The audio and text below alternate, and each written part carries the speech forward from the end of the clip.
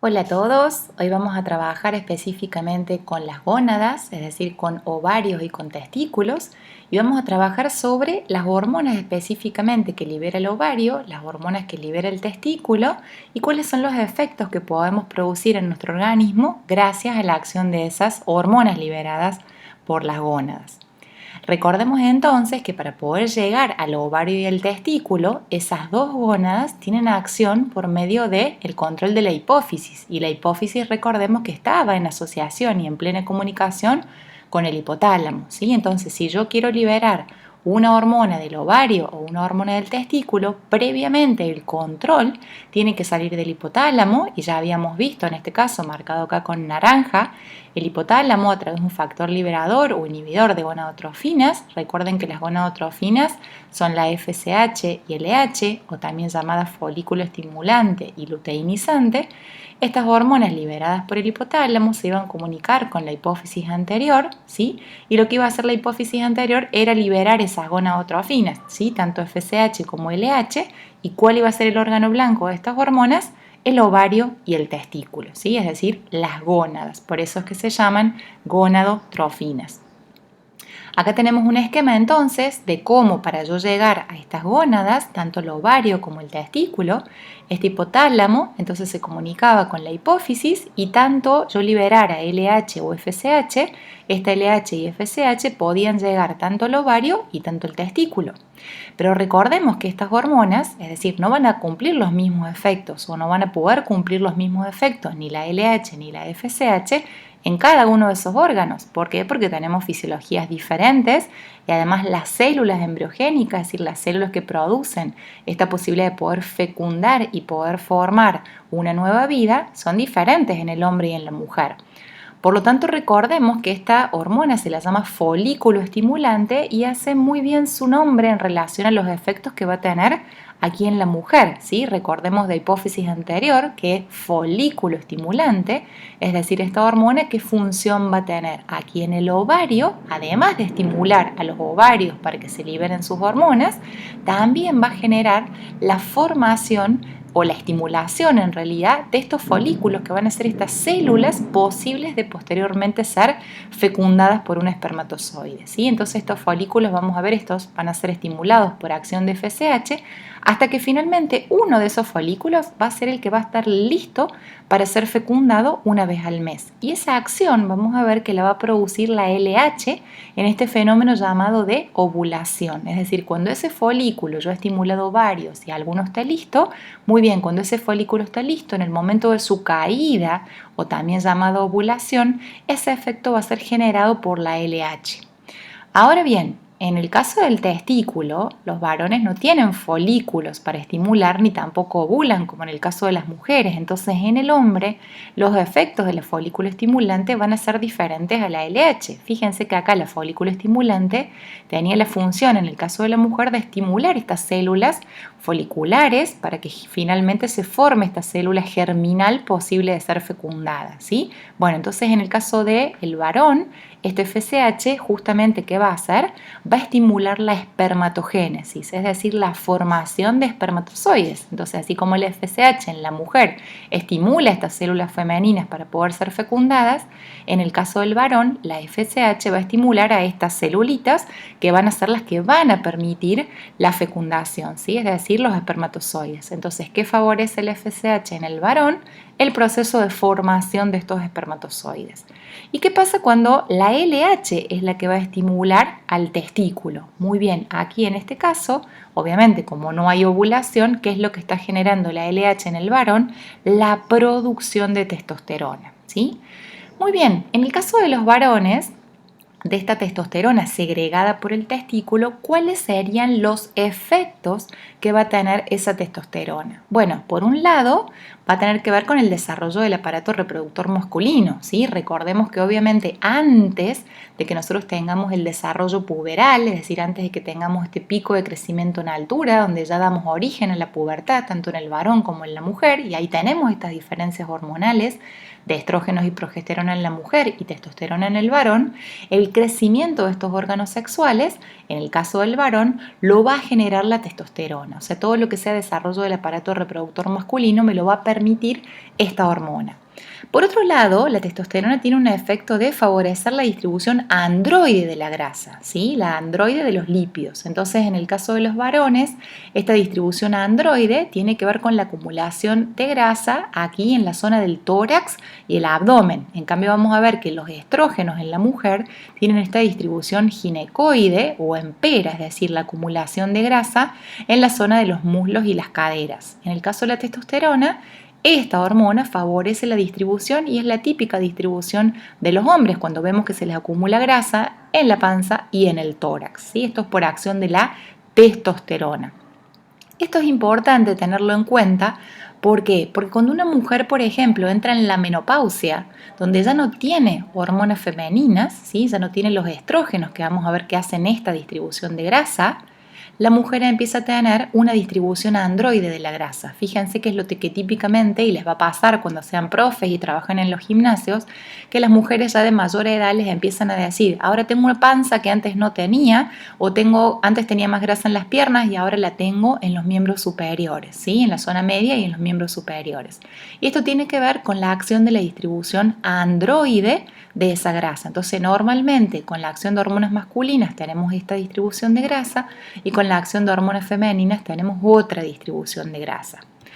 Otro efecto que tiene la testosterona también tiene que ver con la distribución del vello corporal, ¿sí? Entonces, normalmente los andrógenos suprarrenales, es decir, estas hormonas liberadas por la corteza suprarrenal, tienen como función, por ejemplo, el desarrollo del vello axilar y pubiano. Pero una vez que tenemos el pico de crecimiento en altura y entramos en la pubertad, el vello corporal, no el axilar y el pubiano, es favorecido por acción de la testosterona, ¿sí? En los pelos en la cara, en el torso, en las piernas, ¿sí? Todo lo que no sea pubis y axilas va a estar generado por acción de la testosterona. Por eso también cuando ustedes, por ejemplo, den clases en la primaria y comiencen a ver, por ejemplo, cuando se va produciendo el pico de crecimiento en altura en los varones, alrededor de los 13 o los 15 años, van a empezar a ver que la característica más visible que van a poder ver en ellos es el crecimiento de los vellos, ¿sí? Le miran simplemente las piernas cuando están de bermudas o de short y van a ver que empiezan a tener aparición de vellos, ¿sí? La aparición de pelos. Bueno, esto ya implica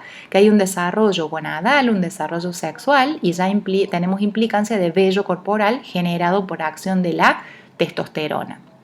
También observamos cambios en la voz. Es lo que normalmente nos ocurre cuando escuchamos, por ejemplo, a los niños que comienzan a hablar y de golpe la voz se les pone más aguda y de pronto más gruesa. Esto es porque la testosterona produce hipertrofia en la mucosa de la laringe y entonces comienzan a producirse cambios en la voz hasta que finalmente queda la voz definitiva, ¿sí? Desde el punto de vista metabólico, es decir, ¿qué sustratos puede utilizar la testosterona como hormona? Bueno, puede utilizar como fuente energética los lípidos, es decir, es una hormona que es lipolítica, es una hormona que además facilita la síntesis proteica, es decir, es proteogénica.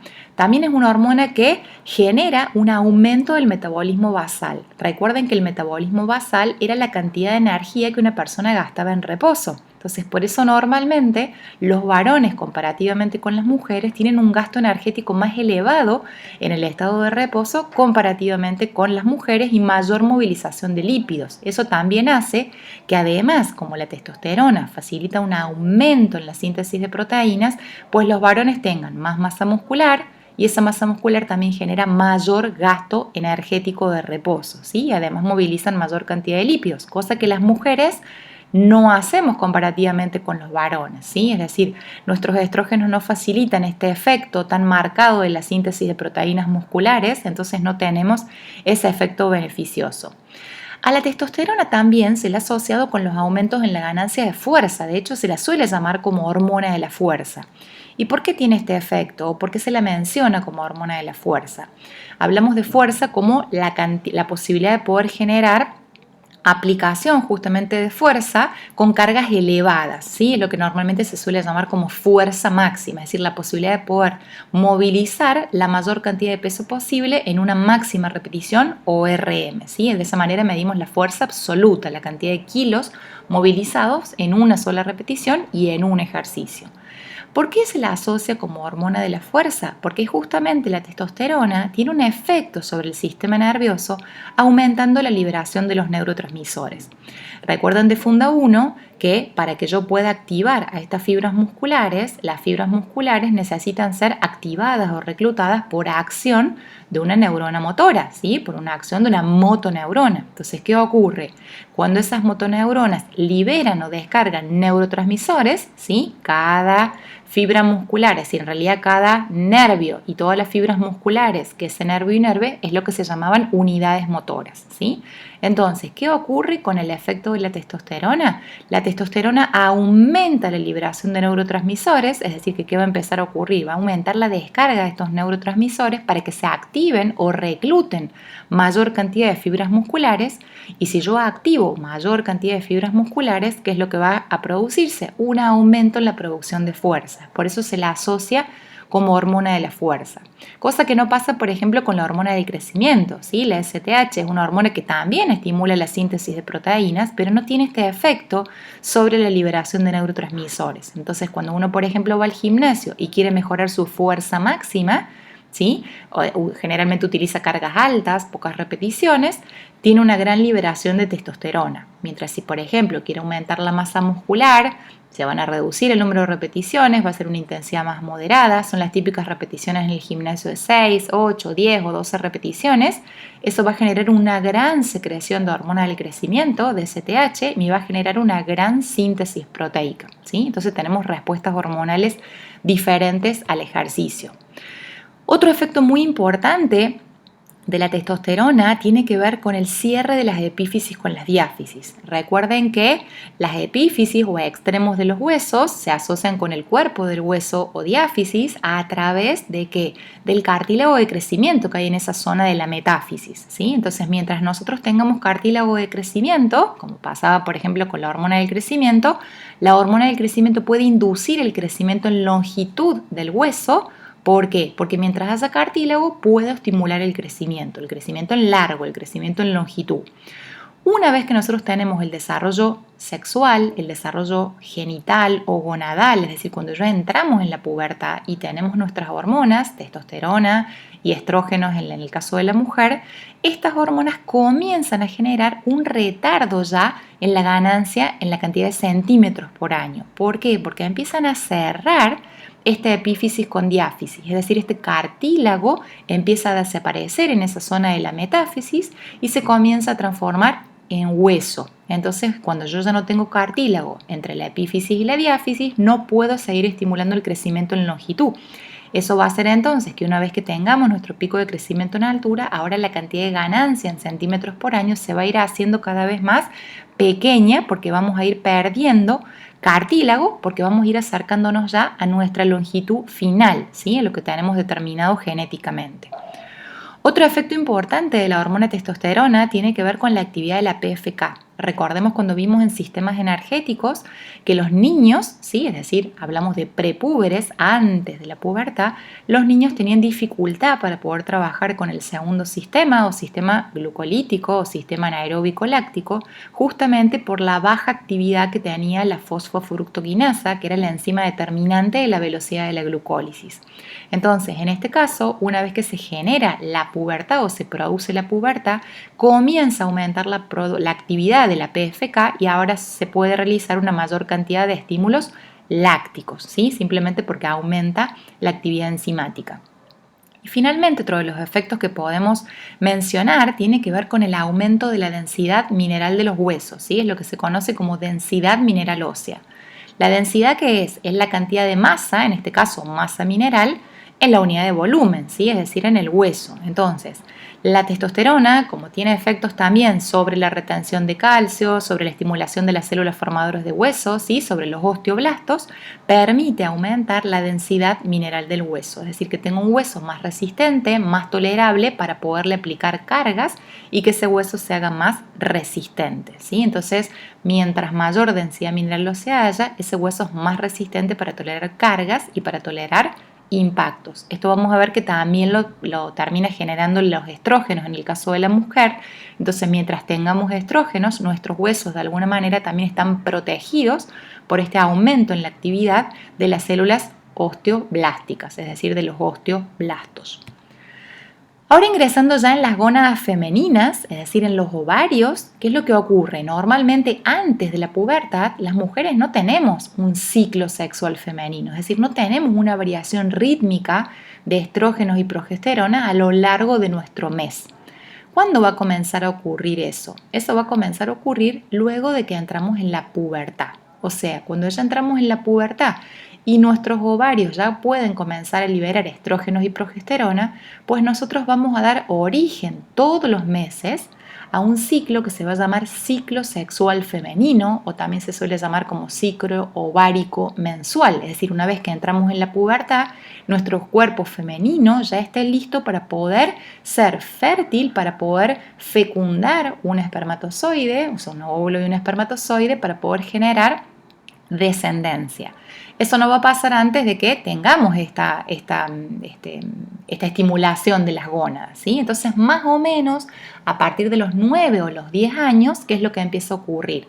El hipotálamo comienza a segregar ahora mayor cantidad de factor liberador de gonadotrofinas, se comunica con la hipófisis y ahora la hipófisis empieza a liberar más gonadotrofinas para que lleguen al ovario y ahí se produzca mensualmente este ciclo sexual femenino. La primera vez que tenemos este ciclo se va a llamar, es decir, la primera vez que vamos a tener este ciclo y vamos a generar la menarca o primera menstruación, eso va a ser como nuestro primer ciclo generado, ¿sí? O sea, la primera vez que tenemos un sangrado también menarca. Por eso a veces cuando uno va al ginecólogo le preguntan, ¿cuándo fue tu menarca? ¿Sí? O sea, ¿cuándo fue tu primera menstruación? ¿Sí? Pero bueno, a partir de allí ya, después no le llamamos más menarca, menarca es la primera, ¿sí? Y a partir de ahí todos los meses vamos a tener un ciclo que esencialmente va a durar aproximadamente 28 días. ¿Puede durar más? Sí. ¿Puede durar menos? Sí, pero normalmente entre 28 y 32 días es lo que dura un ciclo. ¿Qué es lo que tiene que pasar en ese ciclo cada mes para que ese ciclo cumpla con su función? Recordemos que normalmente ese ciclo, ¿para qué es útil? Bueno, es útil para que nosotros podamos generar un óvulo que pueda ser fértil para poder fecundar y así generar descendencia, ¿sí? Después esas serán las elecciones que va a tomar cada uno, si lo quiere hacer o no lo quiere hacer. Pero el cuerpo femenino se prepara todos los meses para generar eventos durante ese ciclo mensual y poder producir una posibilidad de fecundación. Entonces, ¿qué cosas tienen que pasar durante esos 28 días del ciclo? Bien, esencialmente en ese ciclo tienen que ocurrir dos cosas, ¿sí? O sea, acá nosotros vemos los órganos femeninos, acá tenemos los ovarios. Estos ovarios es donde decíamos recién, ¿no? Que están las células foliculares, estos folículos que van a ser estimulados por acción de la FSH, y cuando ya esté listo uno de esos folículos aquí en el ovario, ¿qué es lo que va a ocurrir? Por acción de la LH o luteinizante se va a producir la ovulación, es decir, este óvulo que está listo va a empezar a transitar por toda la trompa, ¿sí? Se llaman trompas de falopio. Esta es la zona en la trompa de falopio donde un óvulo puede ser fecundado, ¿sí? Después vamos a ver que este óvulo vive aproximadamente 24 horas una vez que es liberado, es decir, una vez que se produce la ovulación. O sea que tiene 24 horas para que cuando esté transitando aquí por la trompa pueda ser fecundado por un espermatozoide, ¿sí? Bueno, imaginemos que si llega a ser fecundado, vas a ir bajando por la trompa hasta que finalmente va a llegar al útero, ¿sí? Al útero. Aquí tenemos la vagina más abajo, pero normalmente cuando ya hemos liberado este óvulo, hemos generado la ovulación, pasó por la trompa, si se fecunda, cuando llega al útero se va a implantar, es decir, va a empezar a crecer en el útero, ¿sí? Una vez fecundado este huevo o cigoto va a empezar a crecer aquí en el útero. Si no fecunda, ¿qué va a pasar? Nada, va a pasar por la trompa, ¿sí? No se va a implantar en el útero porque no está fecundado y lo vamos a perder, ¿sí? O sea que todos los meses en este ciclo sexual femenino van a ocurrir ciertos eventos que nos van a permitir generar o no la fecundación, ¿sí? Va a depender si hay o no contacto o posibilidad con la unión con un espermatozoide. Entonces, ¿qué tiene que pasar en ese ciclo para que ese ciclo se cumpla? Muy bien, por un lado, tenemos que producir la liberación de un óvulo maduro por mes. Ese evento se va a llamar ovulación, es lo que mencionamos recién. Cuando ya haya estimulado todos estos folículos y haya uno que esté listo, uno es el que va a liberarse por mes para ser posible de ser fecundado, ¿sí? Entonces, eso es un evento que tengo que generar, liberar un óvulo maduro por mes. Obviamente que para liberar ese óvulo maduro por mes, tengo que haber estimulado antes varios folículos hasta que finalmente uno es el que va a crecer hasta el final. Ahora bien, ¿dónde dijimos que se implantaría ese óvulo que se va a fecundar? Dijimos que se implanta en el útero, ¿sí? Entonces, ¿qué es lo que va a pasar en el útero? Yo no puedo implantar ese óvulo fecundado con el espermatozoide, ese huevo cigoto, sin tener preparación en el útero. Es decir, también tengo que producir cambios en ese útero, ¿sí? ¿Para qué? Para que si yo implanto acá en el útero, ese útero pueda nutrir a ese huevo cigoto. Entonces, ¿qué van a ir pasando? Van a ir ocurriendo cambios en ese ciclo también a nivel del útero. ¿Qué es lo que va a ir creciendo en ese útero? Van a ir proliferando unas células mucosas que se llaman endometrio. Es decir, ese útero se va a ir tapizando, va a ir creciendo, creciendo, creciendo, se va a ir desarrollando estas células mucosas denominadas endometrio. ¿Para qué? Para que ese ovulito que se ha liberado del ovario por medio de la ovulación, si se ha fecundado, se pueda implantar, ¿sí? Entonces, estas son las dos cosas que tienen que ocurrir seguro en ese ciclo. Tengo que liberar un óvulo maduro por mes, por medio de la ovulación, pero al mismo tiempo tengo que ir preparando el endometrio del útero por si llega a haber fecundación, ¿sí? Entonces, si llega a haber fecundación, este útero ya tiene que estar preparado con esas células del endometrio para producir ¿qué cosa? La implantación, ¿sí? Y esas células mucosas vamos a ver que tienen la posibilidad de poder producir una buena cantidad de nutrientes para poder justamente hacer que nutrir a esas células germinales para que puedan dar origen a un embrión. Veamos entonces ahora cómo ocurre ese ciclo. Recordemos entonces que nosotros tenemos que estar permanentemente pensando que el hipotálamo se va a comunicar con la hipófisis para que la hipófisis pueda liberar estas hormonas hipofisarias para que vayan al ovario. ¿Por qué? Y porque yo necesito estimular a los folículos por acción de la FSH y una vez que esos folículos se estimulen, el folículo que esté listo, preparado para ser fecundado, es el que justamente va a salir, va a caer de ese ovario y va a tener la posibilidad de ser fecundado, ¿sí? Es decir, la caída o ovulación que la va a generar la LH. Entonces, ¿qué es lo que va a ocurrir en este ciclo que ahora vamos a ver estos 28 días, ¿sí? Entonces, normalmente acá, en el ovario, acá lo estamos mostrando, en el ovario, ¿qué va a pasar? Esa FSH va a estar estimulando todos esos foliculitos, ¿sí? Van a pasar por diferentes estadios de maduración, primario, secundario, etcétera, no importa eso ahora, pero voy a estar estimulando todos los meses esos folículos en el ovario, hasta que finalmente el elegido, es decir, el folículo más apto, el que finalmente llega con la posibilidad de ser fecundado, cuando ya esté listo, como vemos acá en esta flechita, por acción de la LH se va a producir la salida de ese folículo, ¿sí? Normalmente si ustedes lo ven en la literatura se le llama como folículo de De Graaf. Ese folículo de De Graaf, que es el folículo listo para ser fecundado o maduro, va a empezar a transitar por la trompa, dijimos, ¿para qué? Para tener posibilidad de fecundarse con ese espermatozoide. Entonces, ¿qué es lo que va a ocurrir? Dijimos que tienen que haber cambios a nivel del ovario, que lo van a generar FSH y LH, pero ¿qué otra cosa dijimos que tenía que pasar en ese ciclo? Teníamos que preparar el endometrio del útero, ¿sí? Entonces acá simplemente estamos mostrando que el endometrio a lo largo de esos 28 días va a tener que ir creciendo. Pero si ustedes se fijan, ninguna de estas hormonas liberadas por la hipófisis, ni la FSH ni la LH, tienen acción sobre el crecimiento del endometrio. Esto vamos a ver que lo hacen los estrógenos liberados por el ovario, ¿sí? Los estrógenos son los que, ahora vamos a ver en un ratito, son los que estimulan la proliferación del endometrio. ¿Para qué? Para que cuando yo libere ese óvulo maduro por mes, el endometrio ya esté preparado, ¿sí? Recordemos que ese endometrio es el conjunto de células mucosas que van a tapizar ese útero para que después se pueda implantar. Ahora la pregunta sería, ¿qué pasa si yo hago proliferar el endometrio, ¿sí? Y cuando tengo la ovulación, cae el óvulo, no hay fecundación, ¿sí? No hay fecundación porque no hubo contacto sexual, porque no tuve la posibilidad de unir un óvulo con un espermatozoide o simplemente porque estoy utilizando un método anticonceptivo, ¿sí? Finalmente, ¿qué pasó? No hubo fecundación, ¿sí? No hubo unión entre óvulo y espermatozoide. ¿Qué va a hacer el organismo? Y bueno, el organismo, ¿qué tenía que hacer por mes? Liberar un óvulo maduro por mes y lo hizo. Y preparó el endometrio, lo hizo crecer a lo largo de estos días y lo hizo. ¿Qué pasa si no hay fecundación?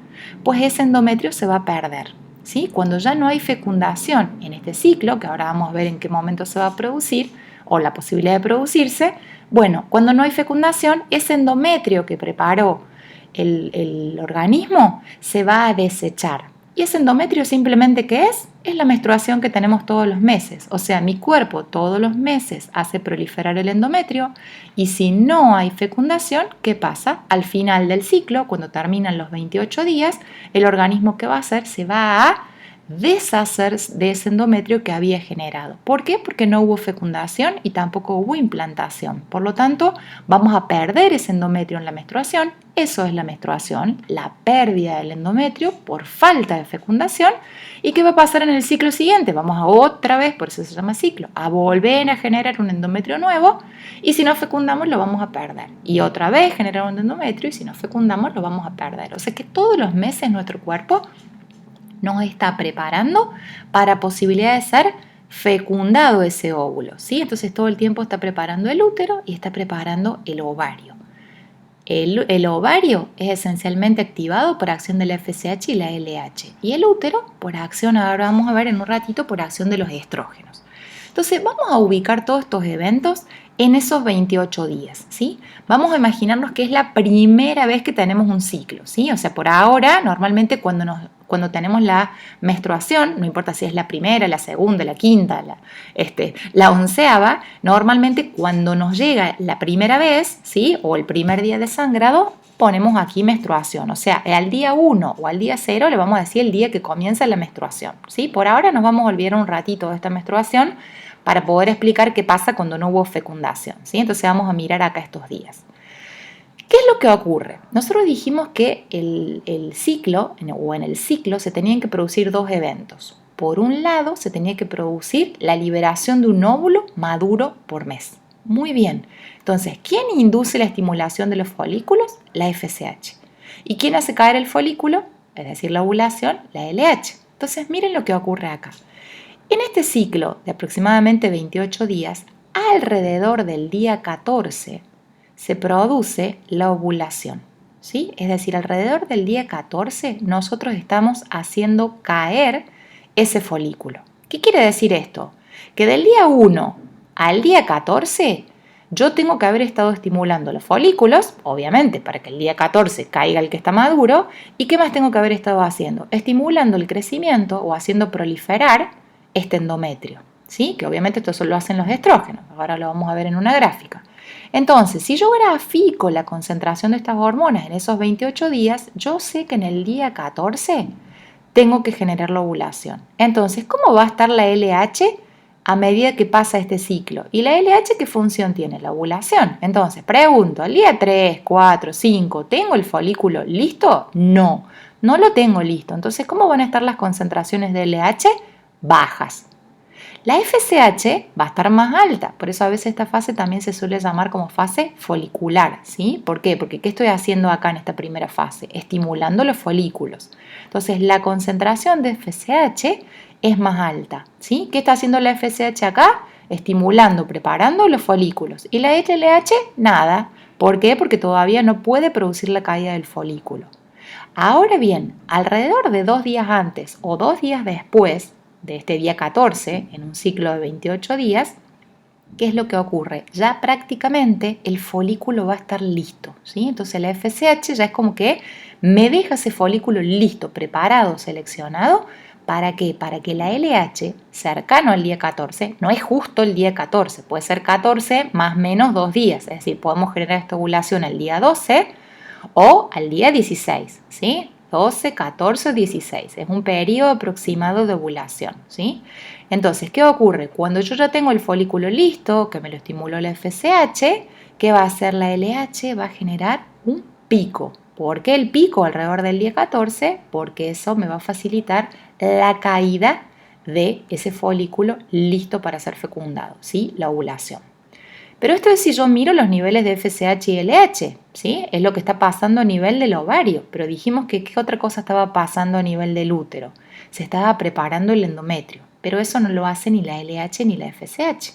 Entonces acá les muestro en esta gráfica al mismo tiempo que está ocurriendo en ese periodo en el cual la FSH está elevada para estimular los folículos, ¿quién también va a estar elevada por parte del ovario?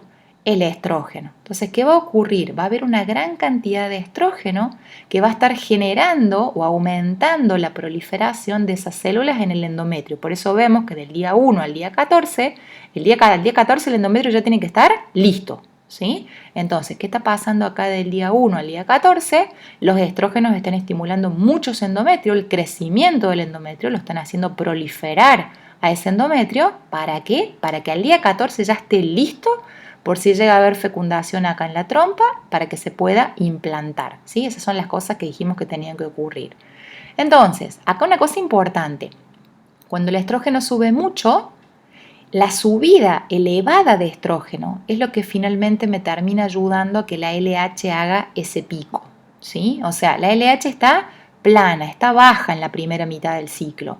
¿Por qué hace este pico grande? Porque lo estimulan los estrógenos. Cuando el estrógeno está muy elevado, cerca de los días de la ovulación, cerca del día 12, el estrógeno está tan alto, esto es importante que lo recuerden porque después en una de las últimas diapositivas les voy a mencionar, va a ser el fundamento de las pastillas anticonceptivas. Este incremento de estrógenos altos es el que facilita que la LH haga su pico, es decir, el estrógeno es el que termina facilitando el pico de la LH, ¿sí? Ahora, ¿quién produce la ovulación? La LH, ¿sí? Ahora, ¿quién facilita que la LH suba? El gran pico de estrógenos. Entonces, fíjense que en la primera mitad del ciclo sube mucho el estrógeno, ¿sí? Ahora, en la segunda mitad, fíjense que como ya hice crecer el endometrio, simplemente ¿qué tiene que pasar? Lo tengo que mantener, ya no lo hago seguir creciendo. Entonces, ¿el estrógeno qué hace? Baja respecto a lo que es la primera mitad del ciclo. El estrógeno en el cuerpo, por supuesto, tiene otros efectos más, por eso también sigue elevado, pero no tan elevado como en la primera fase. Ahora fíjense la progesterona, porque si ya generé con estas hormonas, con la FSH, LH y el estrógeno, ya generé todo lo que tenía que generar en el ciclo. Hice proliferar el endometrio por acción del estrógeno. Liberé un óvulo maduro por mes por acción de la LH. Y para que eso pase, tuve que haber tenido acción de la FSH antes. Muy bien, ya estaría todo listo. Claro, pero ahora viene el rol de la progesterona. La progesterona es una hormona protectora del embarazo, ¿sí? La progesterona lo que hace es trabajar sobre el útero, tiene varios efectos, pero uno de los efectos es justamente trabajar sobre el útero. ¿Y por qué le decimos protectora del embarazo? Inhibe las contracciones del útero cuando el óvulo se está intentando implantar, ¿sí? O sea, si ha habido fecundación, ¿qué es lo que intentaría hacer ese huevo cigoto? Implantarse en el útero, ¿sí? Ahora bien, ese útero, además de esta capa de células mucosas, de este endometrio, también tiene una capa muscular el útero, ¿sí? Que se suele llamar miometrio. Entonces, ese miometrio, como es una capa muscular, imagínense que acá el embrión se está intentando implantar y el útero empieza a tener contracciones, ¿sí? Porque, bueno, tiene una capa muscular que sabe hacer el músculo contraerse. Bien, si se está intentando implantar y yo hago contracciones en el útero, ¿qué es lo que va a ocurrir? Se tendería a expulsar. Entonces, para que eso no pase, ¿qué hace el ovario? Comienza a liberar luego de la ovulación, es decir, luego del momento que yo ya libere el útero, comienza a aumentar los niveles de progesterona, justamente ¿para qué? Para inhibir las contracciones del útero. Tiene otros efectos, además la progesterona, perdón, también me va a ayudar justamente, fíjense cómo se empiezan a poner los vasos sanguíneos acá, empiezan a hacer un aporte mayor de nutrientes por las dudas si hay implantación para nutrir este huevo o cigoto y para que empiece a crecer el feto, por eso vemos que hay mayor irrigación, pero el crecimiento lo hicieron los estrógenos. Entonces, debido a estas concentraciones hormonales, por eso a veces a esta primera mitad del ciclo se la suele llamar fase estrogénica, fase proliferativa. ¿Por qué? Porque estamos proliferando el endometrio.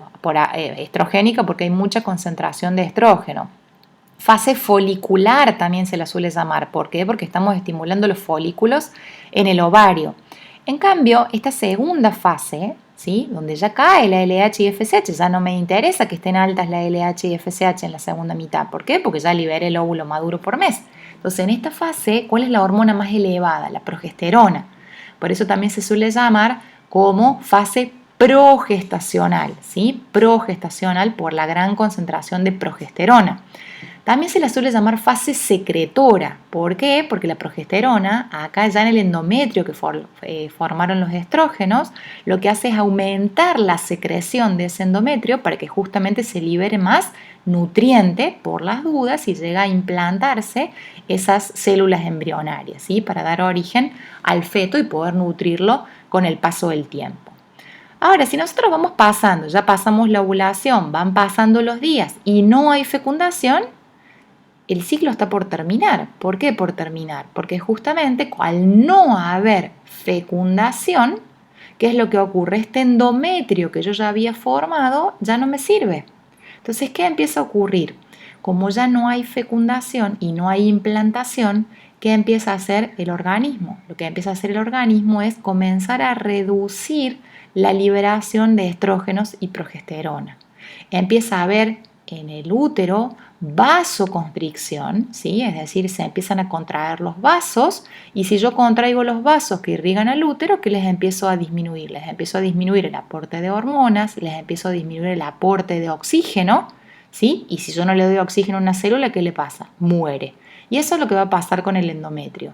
Si yo ya voy pasando el día 24, el día 25 y no ha habido fecundación y por tanto tampoco implantación, ¿qué es lo que ocurre? Lo que empieza a ocurrir es una caída en los niveles hormonales y el endometrio, por falta del aporte de oxígeno, cae.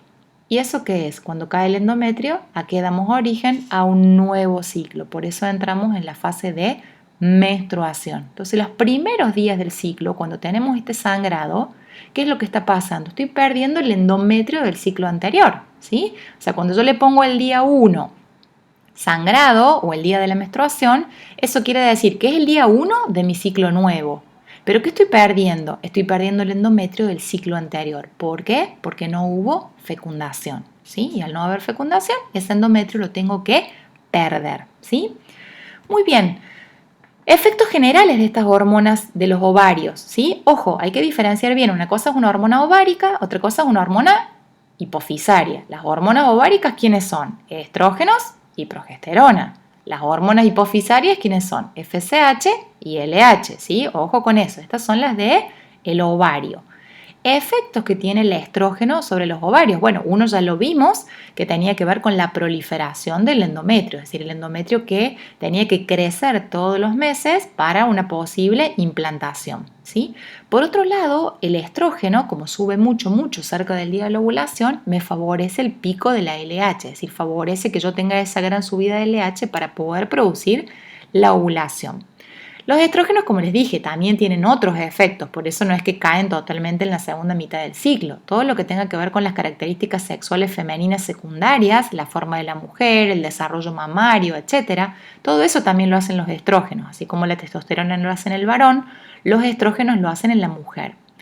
Promueve la distribución ginecoide. Fíjense que es lo mismo que producía la testosterona en el varón, pero la distribución en el varón, ¿cómo era? Androide. Acá la distribución en la mujer la producen los estrógenos y es la distribución ginecoide, ¿sí? Depósito de grasas en muslos y en cadera.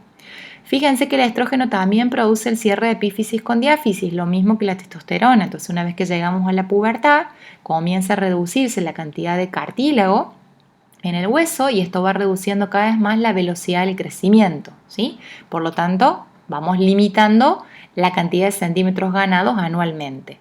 Los estrógenos facilitan también el aumento en la actividad de los osteoblastos para aumentar la densidad mineral del hueso, lo mismo que hacía la testosterona. Entonces, por eso yo les mencionaba que cuando una mujer entra en la menopausia, es decir, cuando ya no tiene ciclo, no tiene más liberación hormonal, fíjense que normalmente a qué se lo asocia ese periodo, a la menopausia, se la asocia con la osteoporosis, porque mientras nosotros tengamos estrógenos, tenemos activa la actividad de nuestros osteoblastos y nuestros huesos están protegidos. En el caso cuando entramos en la menopausia, al no tener estrógenos, la actividad de los osteoblastos en el hueso de la mujer disminuye y puede ser más propensa a la patología como la osteoporosis. ¿Por qué el varón no? Porque el varón tiene por muchísimos años más la testosterona, mucho más que la mujer. Entonces sus huesos siguen teniendo actividad osteoblástica, en cambio los nuestros comienzan a reducirse, ¿sí? En el caso de la progesterona, lo más importante, dijimos, es una hormona protectora del embarazo. Por lo tanto, una vez que hemos producido la ovulación, que comienza a subir la progesterona, ¿qué es lo que empieza a ocurrir? Se empiezan a inhibir las contracciones del miometrio, es decir, las contracciones uterinas, para evitar ¿qué cosa? La expulsión del embrión si se quiere intentar implantar. Por otro lado, induce la secreción del endometrio. Acuérdense que también les dije que esa fase se llamaba fase secretora. Hace que el endometrio se convierta en más secretor, libere más glucógeno, más nutriente, justamente por si llega a haber implantación para nutrir al embrión. Por eso nos ocurre a las mujeres que tenemos fases en ese ciclo que son más secas y otras que son más húmedas. Esto es por acción de la progesterona. Por otro lado, inhibe el efecto proliferativo de los estrógenos sobre el endometrio. O sea, ¿quién me había hecho crecer el endometrio del día 1 al día 14? Los estrógenos. Pero el estrógeno, una vez que ya se formó, ¿sí?, no sigue incrementándose de tamaño. La acción de la progesterona inhibe este efecto proliferativo. ¿Por qué? Porque si sigue proliferando, crece tanto el endometrio que no sería posible que tampoco se implante estas células germinales. ¿Se comprende? Entonces, una vez que ya llegó cerca del día 14 al tamaño necesario para la implantación, la progesterona facilita o reduce en realidad la proliferación de ese endometrio, ¿sí? También se produce una retención de líquidos, por eso también tenemos esta sensación de estar más hinchadas, y también se genera un aumento de la temperatura corporal cuando se eleva la progesterona. Por eso en muchas ocasiones hay, para las mujeres que quieran quedar embarazadas, por ahí cuando hacen la consulta médica o obstétrica, lo que se hace también es controlar la temperatura corporal, porque puede ocurrir en la etapa de la ovulación un incremento aproximado de medio grado centígrado en la temperatura comparativamente con el resto de los días. Entonces hay mujeres que buscan controlarse la temperatura para darse cuenta en qué momento están ovulando y poder producir en ese momento la fecundación en el caso de querer quedar embarazadas.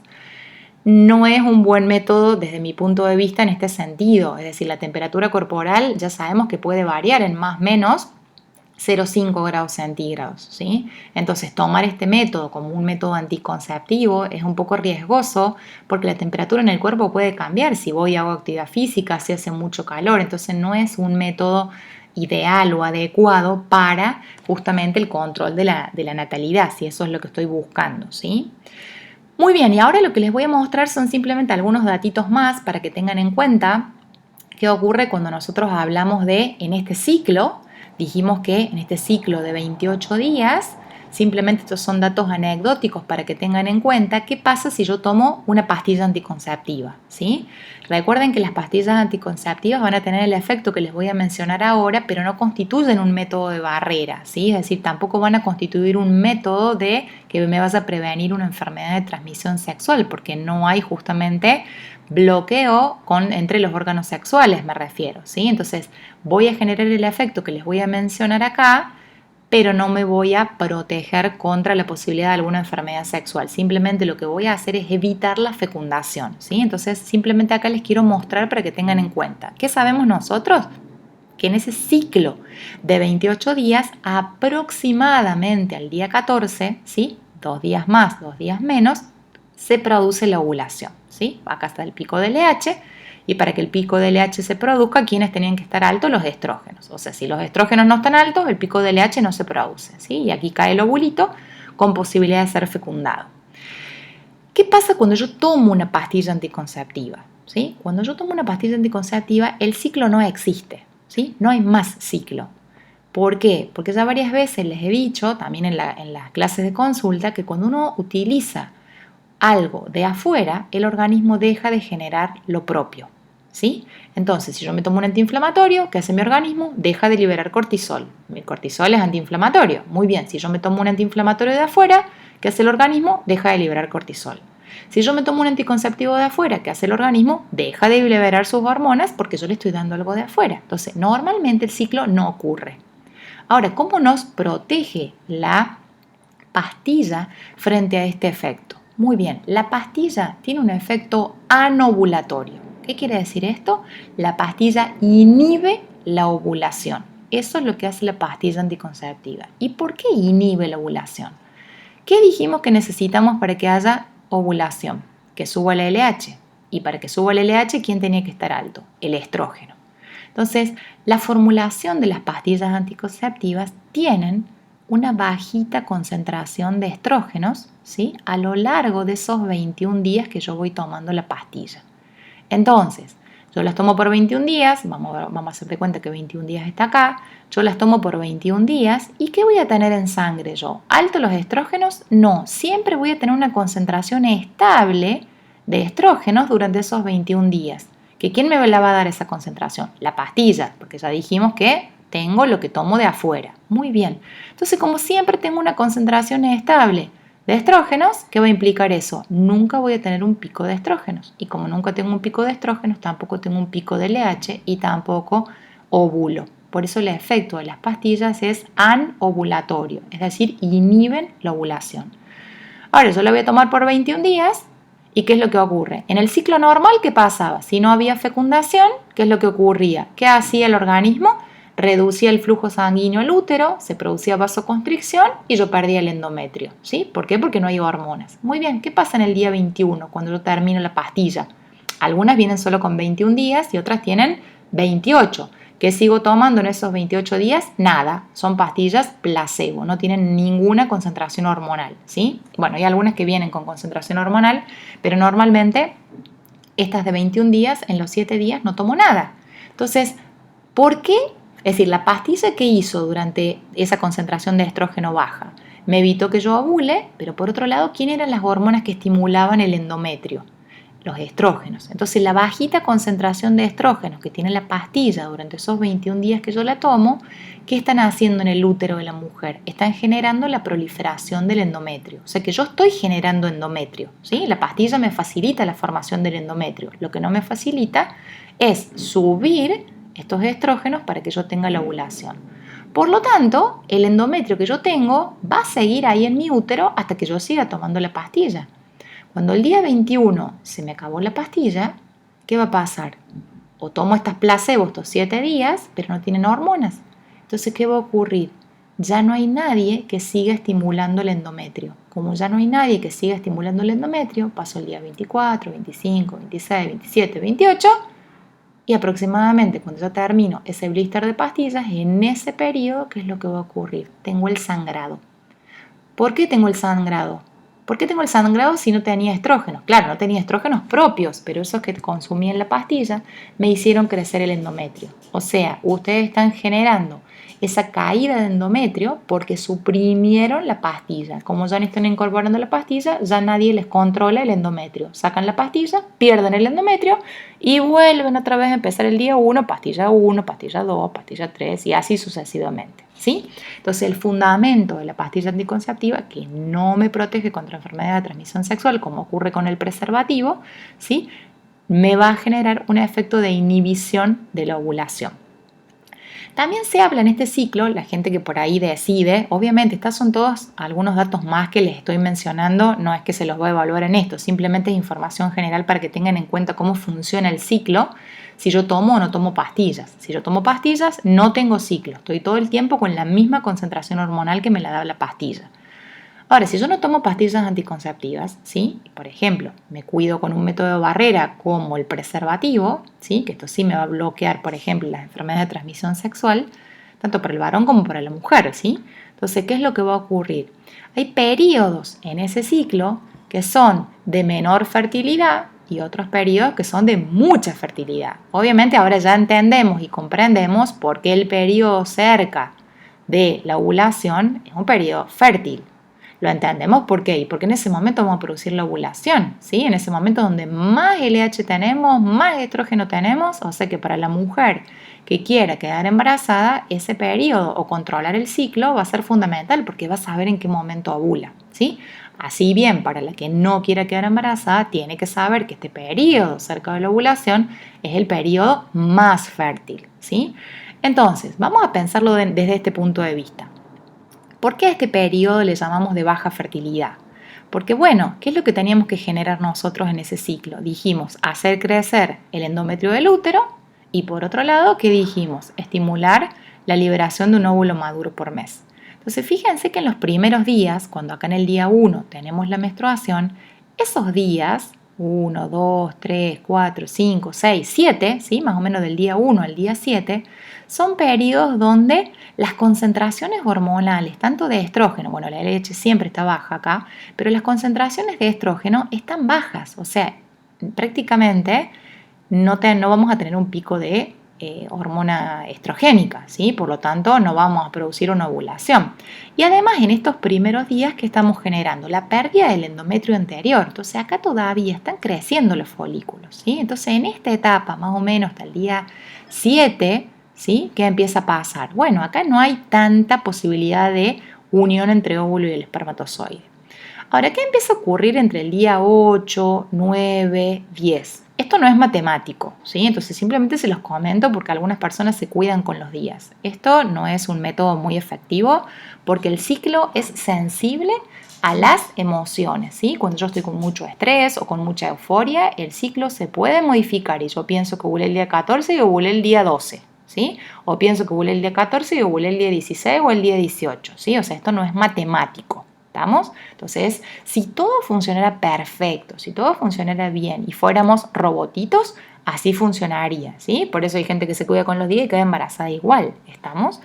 Entonces, ¿qué es lo que va a ocurrir? Cuando nosotros ya vamos avanzando en el ciclo y nos vamos acercando día 10, ¿qué es lo que ocurre? Las concentraciones de estrógeno ya comienzan a subir más. Yo no tengo la certeza de que el óvulo está o no está listo el día 14 o está listo el día 12. ¿Sí? Entonces, ¿qué ocurre?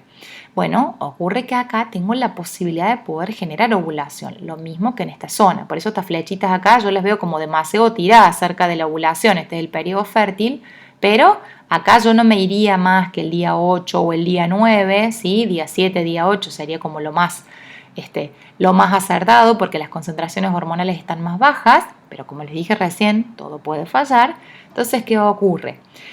Nosotros acá vamos a empezar a incrementar las concentraciones hormonales y esto ya me genera un cierto desafío, ¿sí? Porque si suben, tengo la posibilidad de poder generar la ovulación.